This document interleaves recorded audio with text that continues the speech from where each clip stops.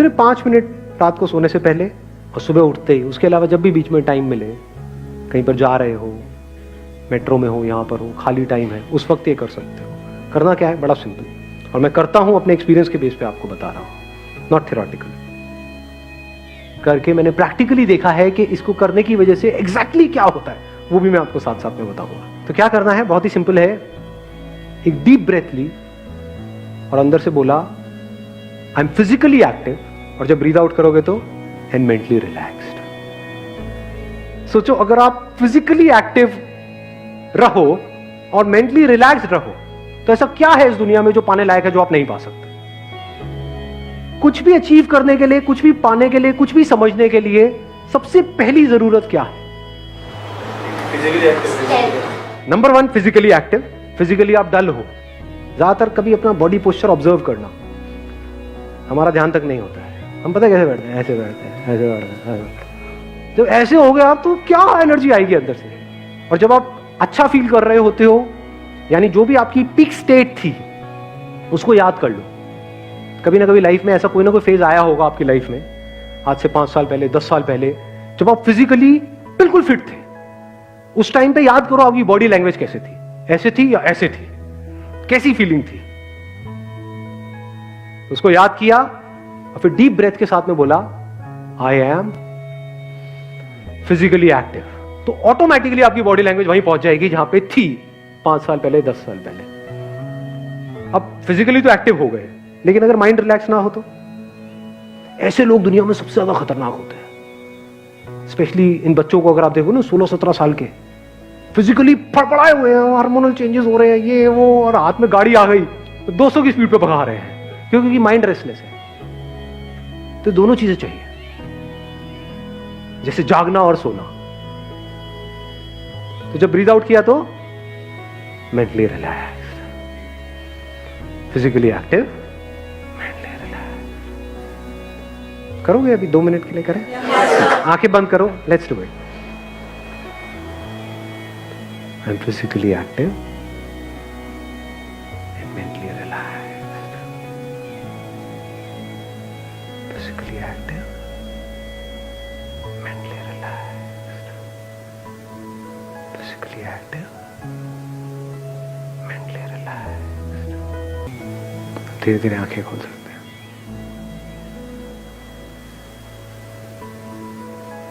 कैसा फील हुआ?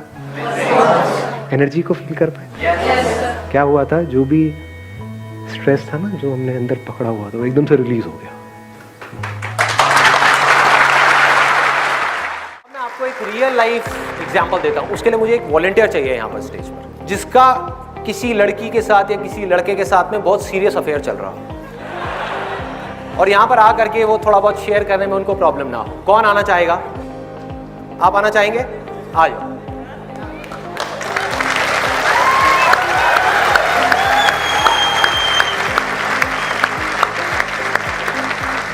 क्या नाम है आपका? ऑगस्टिन। ऑगस्टिन। ऑगस्टिन, अगस्त में ना। ऑगस्टिन। यस। अच्छा, तो आपका लड़की के साथ है फिर लड़के के साथ है? यार हंसते हो रहे हो, पूछ लेना ठीक रहता है। तो ऑगस्टिन, कितने टाइम से चल रहा है आपका अफेयर? 3.5 साल। 3.5 साल से। तो आप इमेजिन करो, सिर्फ इमेजिन करना है, रियलिटी नहीं है, कि कल वो आपको डंप कर देती है। ठीक है, इमेजिन करो, दुनिया में कुछ भी हो सकता है ना? हो सकता है आपसे बेटर कोई मिल जाए उनको, हो सकता है मैं इन दोनों के बीच में आ जाऊं। हाँ, तो वो आपकी अच्छी किस्मत होगी या बुरी किस्मत होगी? सोच के बोलना, कहीं ऐसा ना हो ये वीडियो देखने के बाद में वो सच में डंप कर दे। आप ही बोलोगे जो बोलोगे, मैं कुछ नहीं बोलूंगा। बताओ, आराम से सोच लो।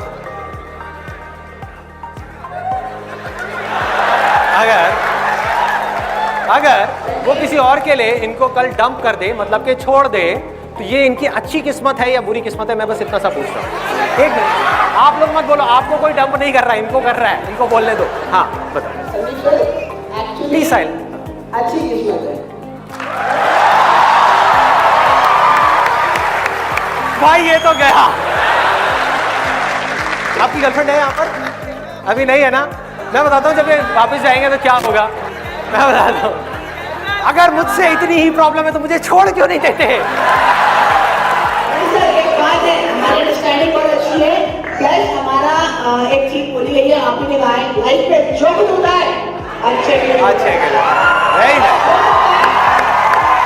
तो हो सकता है कि इससे भी बेटर ऑप्शन मेरे लिए रखा होगा शायद।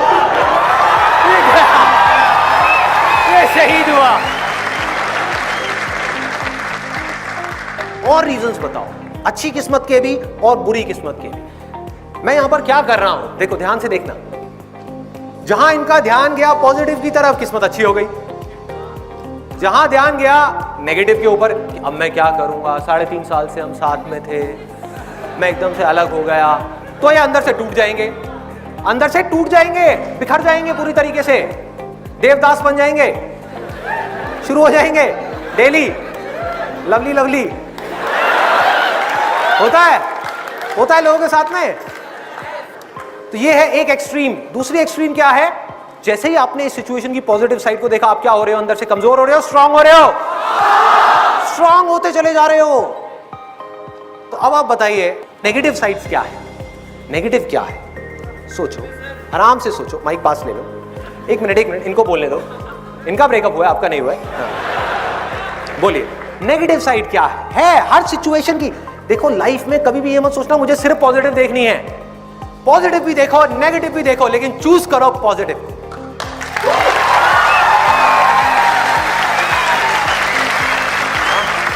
ये करना है। तो आपने नेगेटिव पॉइंट नहीं बताया अभी तक, मतलब उनसे अलग होने का कोई नेगेटिव पॉइंट नहीं है? अच्छा, कोई चांस ही नहीं है। बहुत बढ़िया, let's give a big hand for it.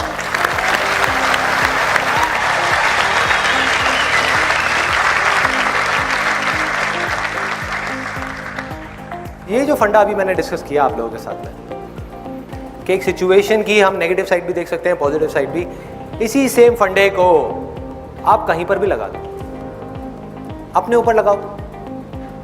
हर इंसान के अंदर इस पूरी दुनिया में कुछ स्ट्रेंथ्स होती हैं, कुछ वीकनेसेस होती हैं। क्या कोई एक भी ऐसा इंसान है इस ऑडिटोरियम में, या ऑडिटोरियम छोड़ो पूरी दुनिया में, जिसके अंदर स्ट्रेंथ्स तो हो, वीकनेसेस ना हो?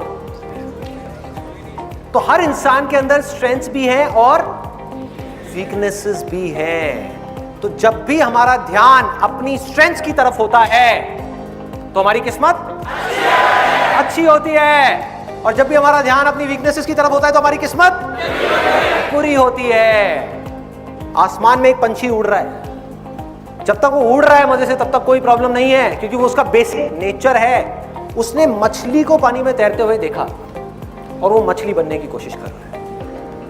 उसका मन कर रहा है कि हाय मैं पानी में तैर क्यों नहीं पा रहा, मैं इसके जैसा क्यों नहीं हूं। और मछली भी उसको देख करके यही सोच रही है कि मैं उड़ क्यों नहीं पा रही।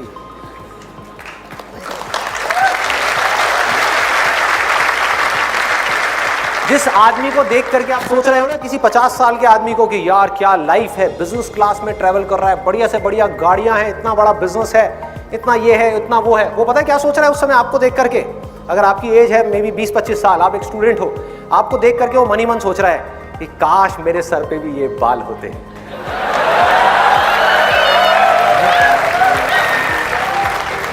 कि काश मेरे अंदर भी इतनी एनर्जी होती, इतना एक्साइटमेंट होता जो इसके अंदर है, काश मेरे भी ऐसे दोस्त होते, काश मेरी भी ऐसी लाइफ होती, काश मैं वापस से उस टाइम में चला जाऊं। जब भी वो ऐसा कुछ सोच रहा है तो उसकी किस्मत खराब है। और जैसे ही उसने ध्यान दिया कि मेरे पास में क्या है, बिजनेस है, तो इस बिजनेस को पूरी ईमानदारी के साथ करूं, पूरे पैशन के साथ करूं, जो एम्प्लॉइज हैं उनके बारे में सोचूं, इस दुनिया के बारे में सोचूं, क्लाइंट्स के बारे में सोचूं। इस दुनिया में आ करके सिर्फ अपने बारे में सोच करके जाना नहीं है, मरना नहीं है, बल्कि कुछ कंट्रीब्यूट करना है। कि अगर आप आए हो इस दुनिया में,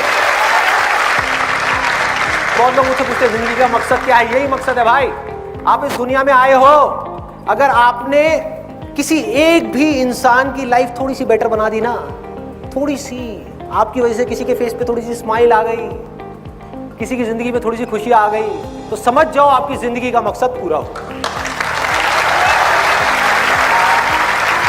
इसके अलावा और कुछ नहीं है।